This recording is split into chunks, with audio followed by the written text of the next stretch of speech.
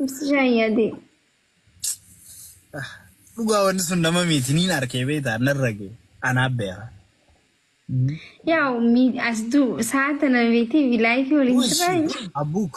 Who is she, bro? I have no idea the one you're talking about.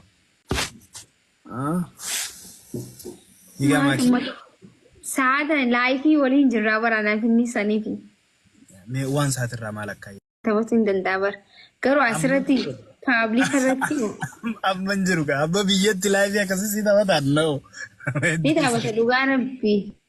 Of course. Ibsishaa jechuun bar nama jaalaati bar. Dhugaa bar. Badhaasaa bar kanna. Yaa jechuun wanta naan barbaade hunda naaf ta'a dhugaa dubbachuudha. Mee maakii dhugaa dubbachuuf ibsishaa jecha sadiin ibsi yoo sin jaamaal jettee ibsita. Jecha sadii fayyadamu. Jecha sadii? Yaa jecha sadii hin ibsishaa ibsi yoo sin jaam fakkeenyaaf.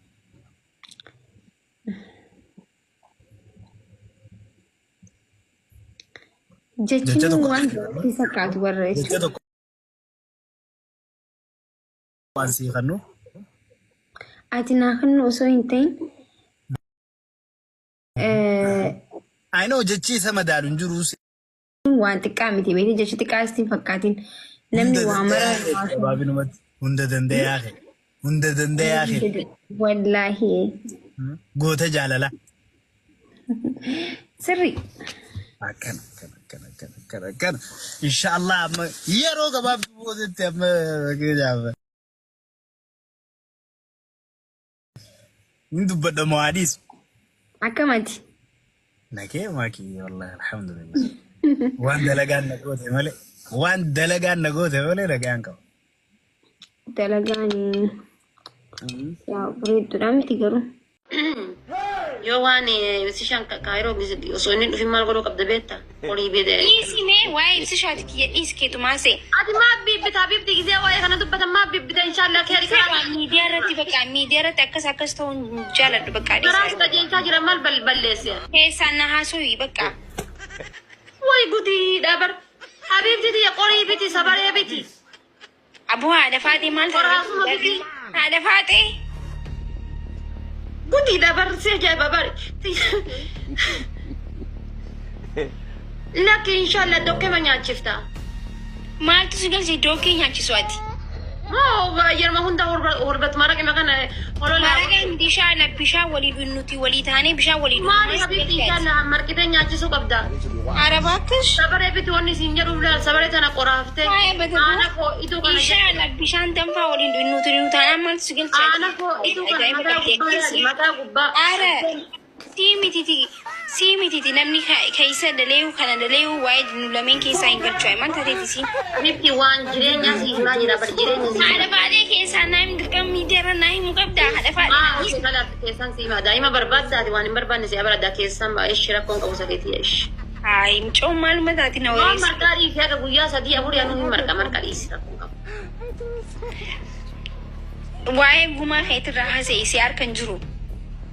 Amma wannan yo barraati seenaatu baramma makiidhaaf maal goona gaafa ibsaan dhufe maal godhuu qabna jennaan. Yaa intaraan si biraa bahe. Habibti maal inshallah. Halaas waa'ee nama si harkan jirrirraa haasa'e. Habibti namni osoo hin heerumatin micciirraa qopheeffattee ati dhadhaa qopheeffattee. Laa ilaaha illallah Muhammad Rasulullah. Subhanallah.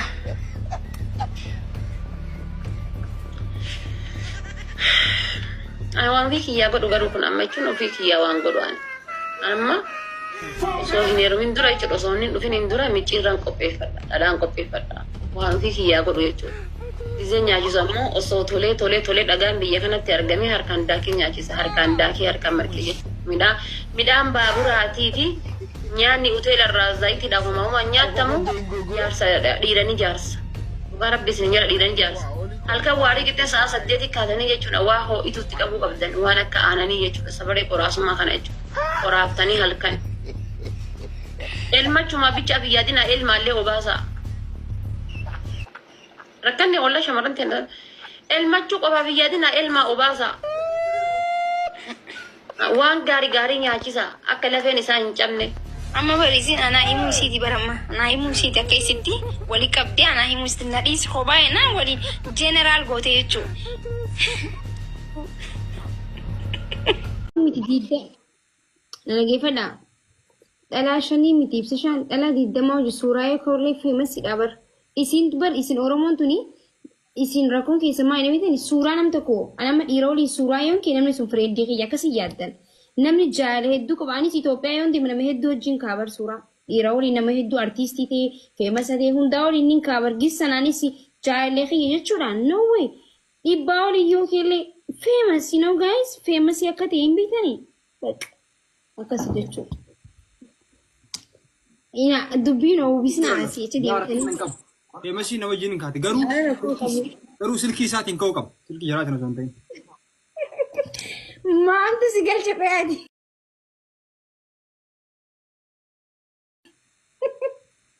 Famous dha bakka nu marga wajjin naa kaa'in kamara wajjin una no.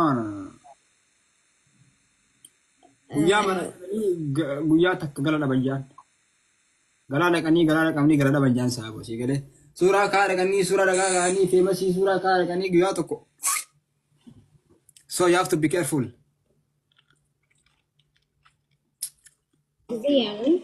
Guddisni balqax jennee yaadna si galee giziyaan.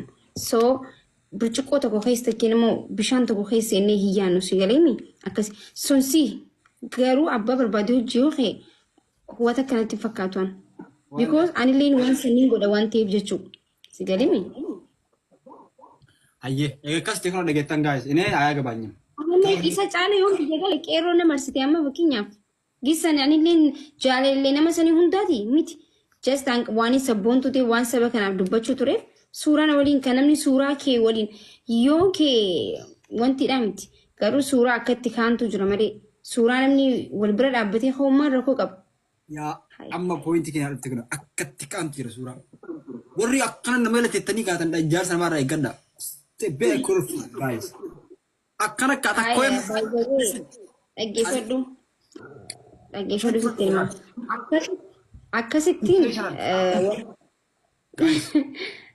Wallahi gara deebuu hin dandeenye kun gaafa fuudhee goggaa tokko ga'e kun istiikinii ta'e ilaal luqqa'ee jechuudha saabate kun akkana jira irraa dhume jechuudha. Duubaaf dura isaa waliin hin beektu lutti kun istiikinii ta'e biyyeen isa nyaata jechuudha. Jilba waliin tumaa deema kun akkama amma asliin gisee tokko gisee deemu jilba waliin tumaa deema. intala asliin eessa jilba waliin tumaa deema? Abiti mana takka asli jis nargine abiti gisee ni deemu takka nargine jiran kee.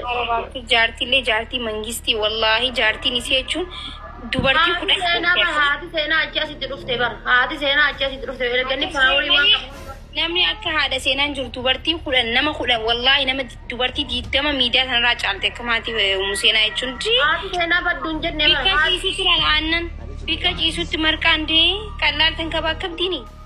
Ana bar haati seenaa baddu bi'aan jiru bar dhiira yeroo miila waliin dhaha gisee jettu akka waan isa bira gisii bira waliin dhahuun godhiirra hedduu malee. Laala amma dubartiin gizeen kunuunfamtu gizee kan beektanii. Dubartiin gizee dhiirri sirri kunuunsitu gizee deette. Dubartii gizee deettee ciiftu san yoo hin kunuunsin lafeen isii takka yeroo san cabde deebiteen kaatu. Sirritti gizee deette kunuunsuu qaban dubartii yeroo deette san jechuudha. Dhiirallee gizee kam kunuunsita? Gizee manni si fuudhee harka kan kee jiru gizee jalqabaa san kunuunsita. Yeroo jalqabaa san jechuudha. Gizee jalqabaa mudhiin buutee eega kabbadaaf gammadaa irra dhalte booda jechuudha. Eega paaworiin isaa daaraa ta'ee booda lafaa kaateetiin kootu si kunuunsaa kootu akkas godhaa maal godhaa gizee galgalaa wanna jetta bibi faayidaa takka hin qabu. Jalqabuma gaafa jalqaba san kunuunsuu qabdan jalqabuma. Dubartiillee gaafa isiin jalqaba deetteetiin jirsan bakka deette san kunuunsuu. Achi booda kunuunsi isii bade takka lafeen cabnaan hin kaatu jechuudha. Abibti kottas deebi inshallah mal dayuun hedduma maalinni. Dhiira barwaa'ee kunuunsa dhiira kana isin sila maal godhu hulbatumaa fi dokkeedhaan jala fiiguu hedduma maalinni kan inshallah duba deebituuf as deebi kottu dhageeffadhu taa'i. Haadhatii yaani gorsaaf makarii nama barbaachisu makarameetiin guddadhee min tilaallachi. Taadaa maali kan si fiksiisu sura taa'i dhageeffadhu.